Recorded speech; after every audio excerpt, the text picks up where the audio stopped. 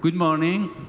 I'm Eduardo Giesen. I am the Latin American and Caribbean coordinator of DCJ, the global campaign to demand climate justice.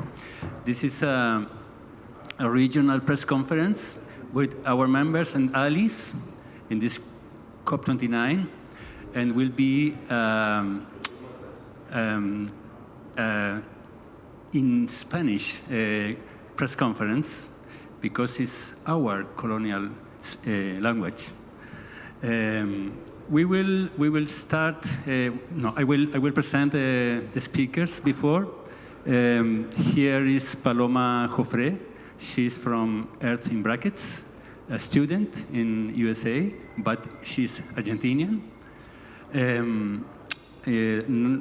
There will come Juan Carlos Alarcón. She's from the Bolivian platform in front of climate change. Here is also Osber Polo from CAN, Climate Action Network, Latin America. And with us is also joining Gina Cortez from the Women and Gender Constituency. Ahora voy a comenzar en castellano.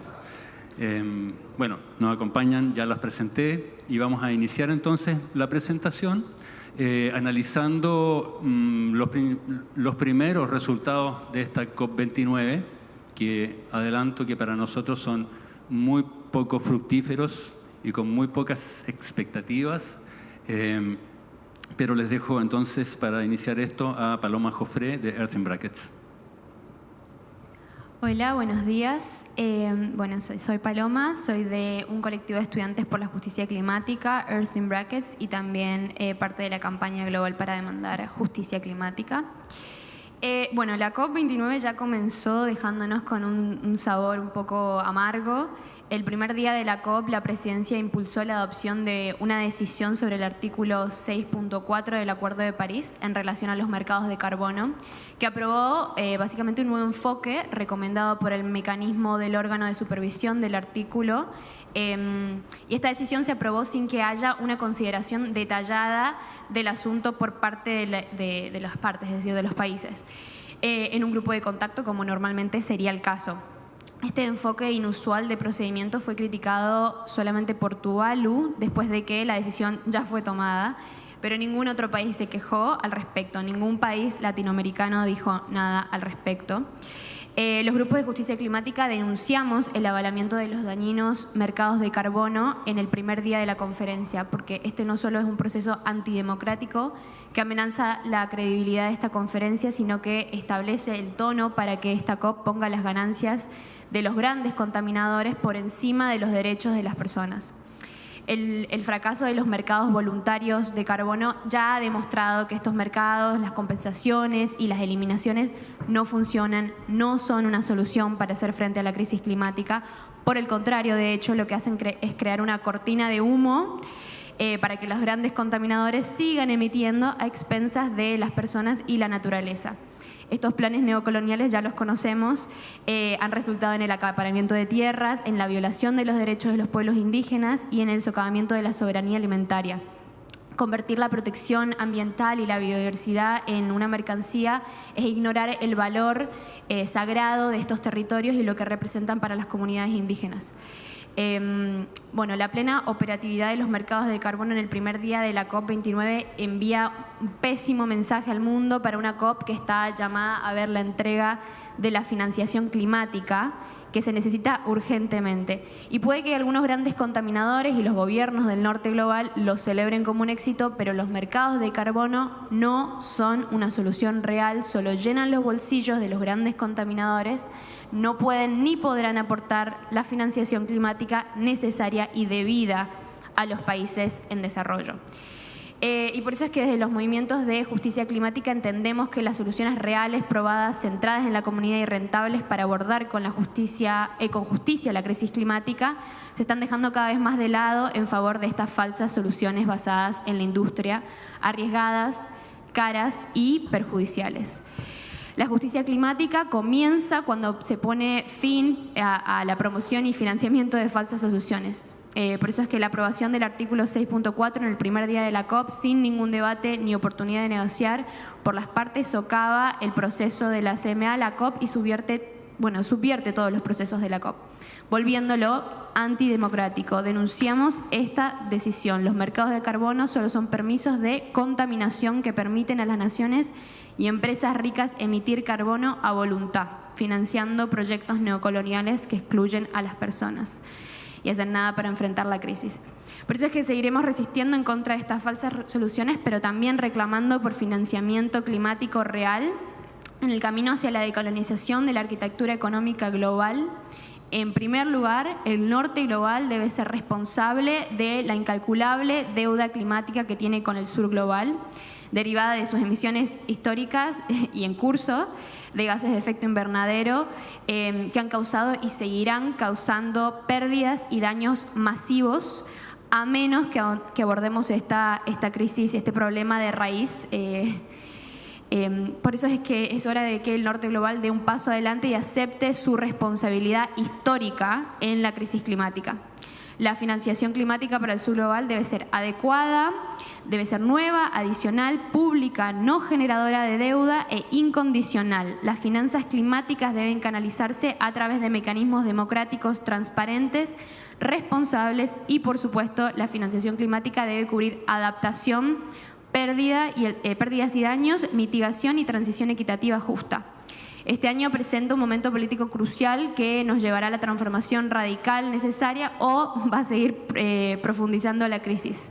Por eso es que no podemos esperar más y debemos presionar en todos los frentes para asegurar una acción decisiva por parte del norte global y que paguen por la deuda climática. Otro punto es el que también quería comentar. Por otro lado, mientras los países discuten cómo será la financiación para la acción climática, el gobierno de Javier Milei decidió retirar a la delegación argentina de la COP29. Un argumento detrás extraño parece ser el de no interceder en los consensos de la conferencia. Esto se da en el marco de un gobierno nacional que se disoció del reciente Pacto del Futuro y que critica la Agenda 2030 y bajo un presidente con una postura que se lee como negacionista del cambio climático. Concretamente, la instrucción solamente se limita a no participar, a que la delegación no participe estas semanas en las negociaciones climáticas que se den aquí en Bakú, pero no implica, por el momento, retirarse del Acuerdo de París.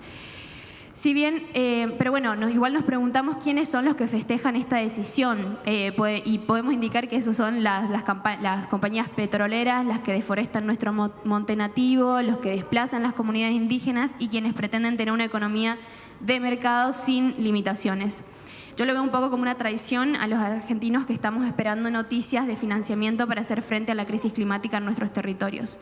Además, da una señal muy equivocada a la comunidad internacional de no estar dispuesta a dialogar y participar. No estar representados en la COP quita credibilidad. El liderazgo internacional se basa en acciones responsables, no en gestos simbólicos vacíos. Argentina elige aislarse en lugar de ser coherente en un contexto donde necesitamos avanzar hacia consensos globales fundamentales, sobre todo para los países del sur global. Por eso esta situación me parece incoherente y denunciable. Gracias. Muchas gracias, Paloma. Efectivamente, estamos muy preocupados por el curso que están teniendo las negociaciones, pero también estamos preocupados por la posición que los gobiernos de América Latina están tomando en relación, sobre todo, a la promoción de falsas soluciones. Nosotros vamos a respaldar la exigencia de nuestros gobiernos por un mayor financiamiento, un mucho mayor financiamiento de parte de las naciones ricas, pero ese financiamiento tiene que estar fuera de los mercados de carbono y tiene que estar orientado a soluciones reales, justas, con soberanía territorial, con soberanía de nuestros pueblos. Y tiene que estar a la altura las posiciones de nuestros gobiernos de la gravedad que están viviendo los territorios, las comunidades y los ecosistemas de nuestra región, producto del cambio climático y también producto de las falsas soluciones que se implementan. Y sobre esto sobre algunos de los graves impactos que se están sufriendo, por ejemplo, en Bolivia, en su país, quiero dejar con ustedes a Juan Carlos Alarcón, de la Plataforma Boliviana. Muchas gracias, buenos días. Efectivamente, creo que hay una preocupación muy fuerte, no solo, como ha dicho mi compañera, de lo que está pasando, donde no hay respuestas claras en cuanto a financiamiento. Sin embargo, también la preocupación es en nuestros territorios sobre los impactos que estamos sufriendo a raíz del cambio climático. Nosotros este año hemos se ha incendiado más de 10 millones de hectáreas en nuestro país, donde se han perdido millones o billones de biodiversidad, donde se ha afectado los derechos de pueblos indígenas que viven en estos territorios, pero si sumamos, digamos, de todo lo que se ha quemado en la Amazonía, esto es mucho más, ¿no? También hemos tenido una sequía prolongada donde más del 60% del territorio nacional se ha declarado en emergencia por la falta de agua. Hemos tenido inundaciones posteriormente en la parte de la Amazonía y hemos tenido también heladas y granizadas muy fuertes que, según un estudio que hemos hecho conjuntamente con otros países de la Amazonía, se calcula en Bolivia que se han perdido más de 2.500 millones de dólares en daños y pérdidas. Daños y pérdidas que hoy por hoy nadie asume, nadie responde, sino que tienen que pagar los propios pueblos y las comunidades. Sin embargo, creo yo, como país también estamos en una situación muy crítica porque no tenemos una crisis económica muy profundo y que además es una deuda muy profunda. Nuestro país, sumando la deuda externa y la deuda interna, ya se ha endeudado en más del 60% de su Producto Interno Bruto. Pero hay una gran contradicción cuando uno se pregunta quién debe a quién, ¿no? Y sabemos muy bien que los deudores climáticos y ecológicos son nuestros acreedores, a los que dicen que lo debemos cuando creo que son ellos los que nos deben por este impacto y la crisis que nos han generado. En ese marco creo que es importante también plantear la situación y la crítica situación de nuestros pueblos y nuestros territorios, pero también plantear las respuestas. Creo que es importante porque no solo venimos desde los territorios a plantear la situación o la crítica situación y la necesidad también de denunciar cómo se está avanzando. No es excepcional Bolivia, si bien Bolivia en los últimos años era el defensor de no mercados de carbono, se ha abierto ahora a los mercados de carbono. Es el país que hace 3 días ha firmado un memorándum para que se pueda cuantificar cuánto va a ser su mercado de carbono y ellos cuantifican en que podría estar en los 5.000 millones de dólares. Esto es entrar a la mercantilización de las funciones ambientales. Esto es pasar toda la responsabilidad histórica de los países al sector privado. Y creo que esta COP está llevando a que toda la solución pase justamente a los que han generado la crisis climática. No va a resolver el mercado, no va a resolver los recursos, porque realmente no va a haber plata que alcance a los impactos que estamos teniendo. Entonces creo que las soluciones tienen que pasar por lo que han dicho, que hay que dejar el petróleo bajo tierra, que hay que asumir realmente las responsabilidades, y en ese marco también planteamos y estamos planteando que hay respuestas reales desde los territorios, como la producción agroecológica, la gestión integral de los bosques, los sistemas agroforestales y la convivencia con los territorios, que es la propuesta que tiene también desde los pueblos indígenas. Creo que debería ser el camino a escuchar y no necesariamente enfrascarnos en que solo la plata va a resolver.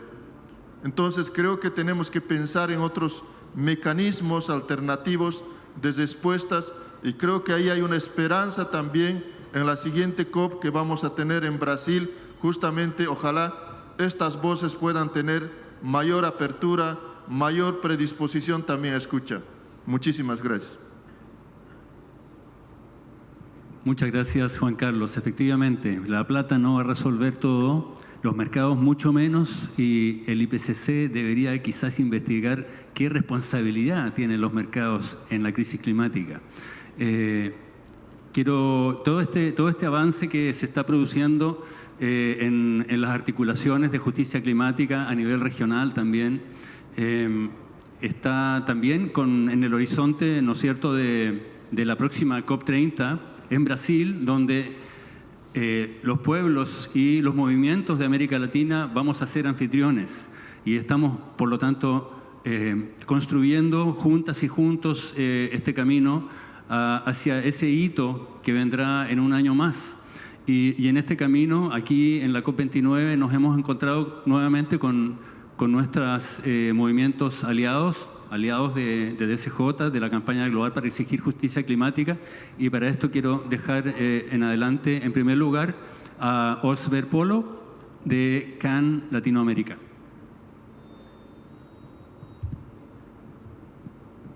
Ok, aló. Gracias. Gracias por la invitación. Voy a hacer un rápido resumen sobre lo que hemos visto esta semana. Creo que la cumbre de líderes que estuvieron aquí nos hicieron buenos anuncios, digamos, en lo que se había acordado en la COP28 del año pasado. Creo que hay que traer la información aquí de que lo principal de las tareas que tenía que haberse anunciado aquí no se reflejaron en esta semana. Y uno de esos, el tema es la transición a la salida de los combustibles fósiles. No hemos escuchado anuncios, principalmente los principales emisores.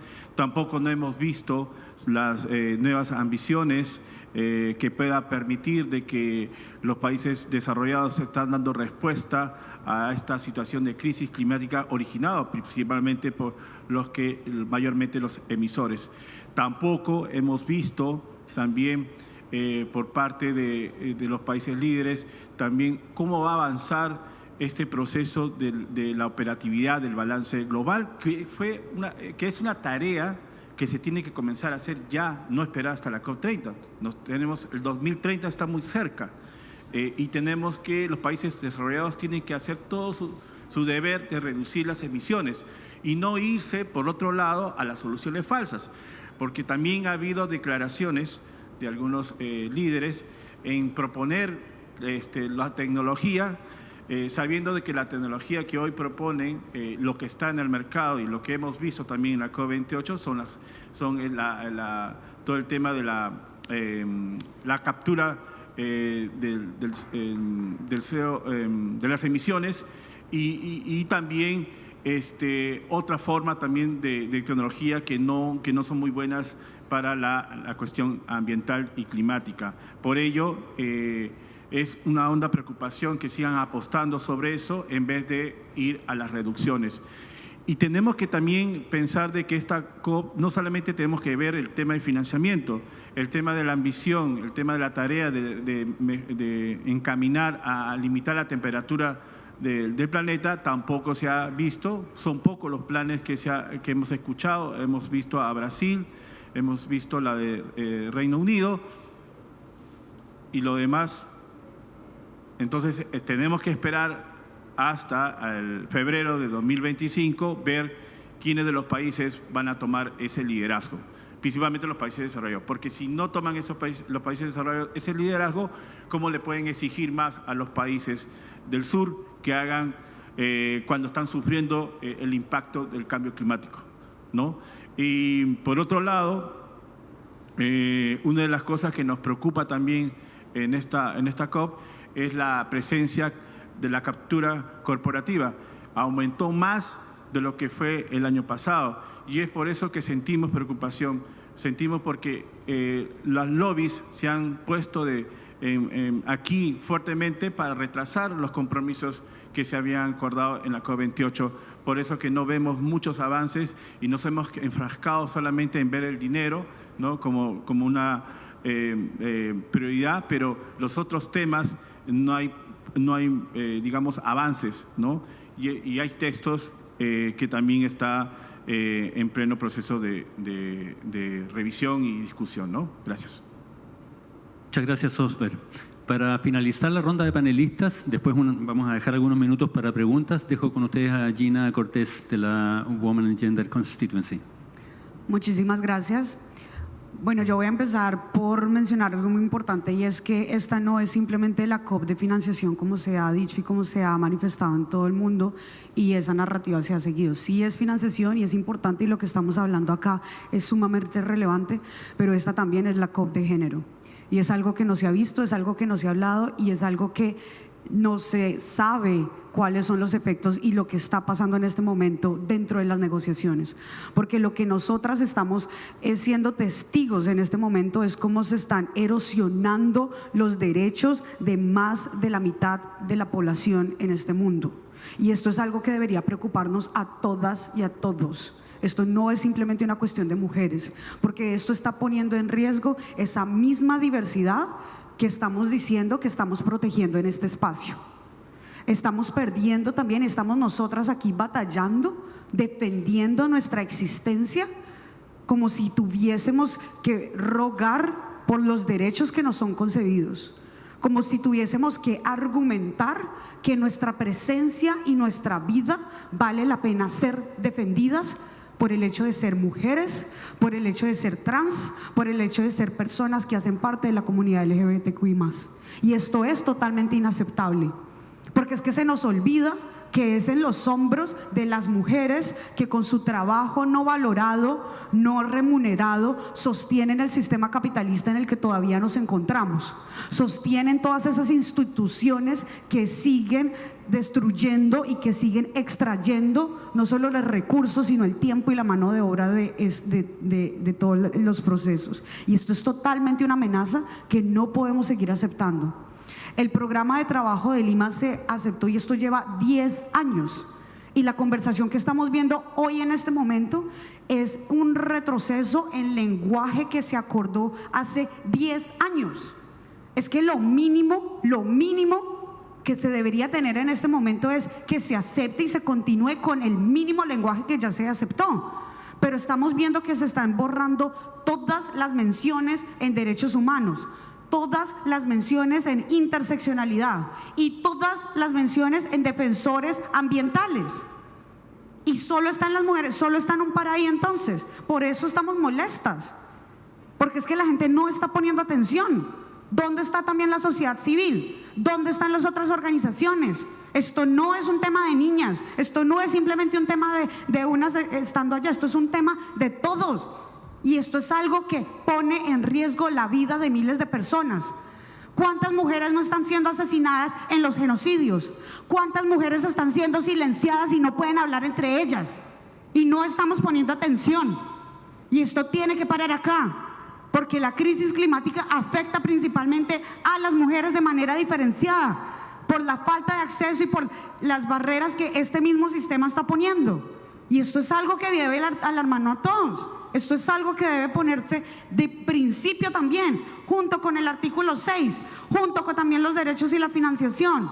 Podemos hablar de trillones en este espacio, pero ¿cómo vamos a hacer que esos trillones lleguen a las mujeres si las mujeres no tienen el derecho a existir?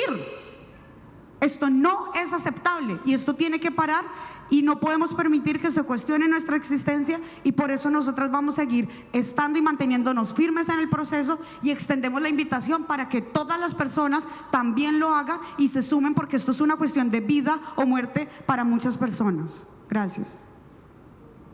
Muchísimas gracias, Gina. Muy apropiada la efusividad con que planteas la regresión democrática que están viviendo los espacios de Naciones Unidas, que lo pueden vivir tan fuerte las mujeres y lo están viviendo también muy fuerte las comunidades, las poblaciones y las organizaciones sociales también, que estamos intentando mostrarle a las comunidades realmente lo que aquí está ocurriendo, la promoción de falsas soluciones, el obscurantismo con que se han tratado todas las negociaciones durante tantos años ya, no puede continuar. Y esta ya enorme distancia entre el proceso de negociaciones y lo que realmente pasa en nuestros países es algo que tiene que terminar. Y en este camino creemos que en el horizonte lo que podamos hacer en la no en la COP30 misma, sino en el camino a la cumbre de los pueblos de la COP30, va a ser sumamente importante. Y en ese sentido, la invitación es obviamente a las organizaciones de mujeres y a todo el resto de las organizaciones sociales a que caminemos juntos en ese camino. Yo ahora quiero abrir el micrófono para que puedan hacer o comentarios o preguntas desde el público. Y si hay medios, obviamente, con prioridad.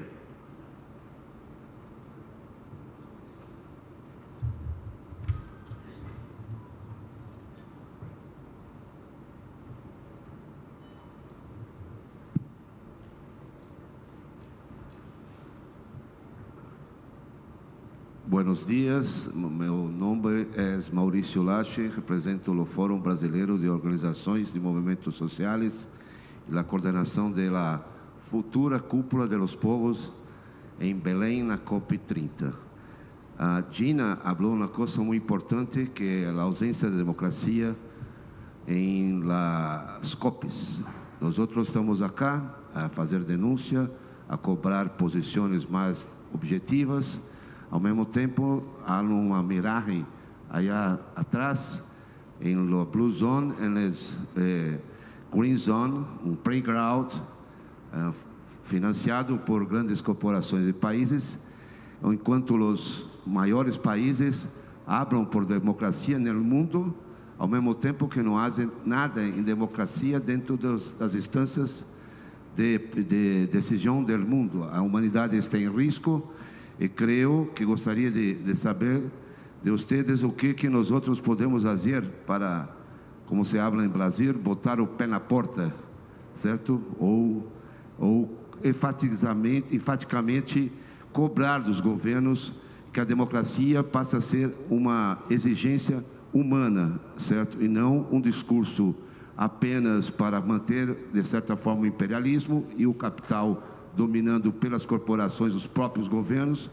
Haja visto que temos representantes de muitos países que não têm democracia, falam sobre seu povo, mas não têm democracia internamente, e as poucas democracias que existem são liberais e não são participativas. Como nós outros, a sociedade civil, podemos fazer para mudar, cambiar, porque o clima está cambiando.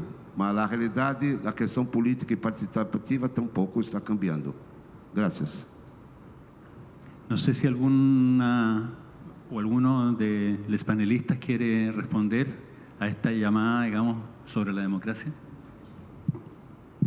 Creo que es muy importante que no dejemos de hablar del tema, que no dejemos de tener siempre un análisis decolonial, un análisis interseccional, en donde entendamos cómo el cambio climático, pero también esas mismas estructuras imperialistas afectan de manera diferenciada a la población, desde esa interseccionalidad, desde esas capas de discriminación de raza, de clase, de género, de etnia, de religión, entre muchas otras. Y esto no puede ser borrado de ese análisis, porque si no estamos borrando entonces los impactos tan grandes en comunidades indígenas, en poblaciones afrodescendientes. Y ese análisis debe ser un análisis cualitativo que debe ser transversal a lo largo de todas las conversaciones. Y así como hablamos de financiación, dentro de esa misma conversación de financiación, dentro de esa misma conversación de mercados de carbono, debemos estar promoviendo y trabajando hacia una transformación de esa estructura y ese sistema que sigue generando esas cadenas de dependencia, de extracción y de supremacía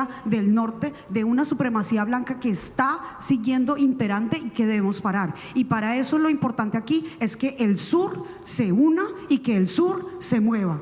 Porque es que el sur tiene el poder y hay que dejar la narrativa que desde el norte tienen un plan para nosotros en el sur.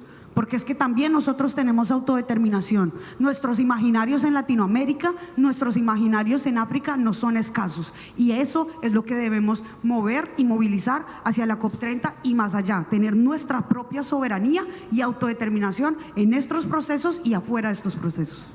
Muchas gracias, Gina, nuevamente. Ya vamos concluyendo. Este es el llamado entonces a nuestras organizaciones, a nuestros movimientos en América Latina y el resto del sur del mundo a mantenernos unidas y unidos.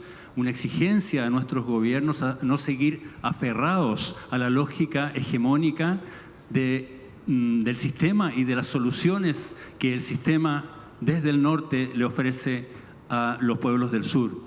Entonces queremos terminar ahora la conferencia haciendo el anuncio de que tendremos una nueva conferencia de prensa de miembros de DCJ, ahora también con participación de compañeras de FACE de Brasil que están en el comité de organización de la Cumbre de los Pueblos en Belém, y esta nueva conferencia de prensa será el lunes a las 13 horas en esta misma sala. Muchas gracias.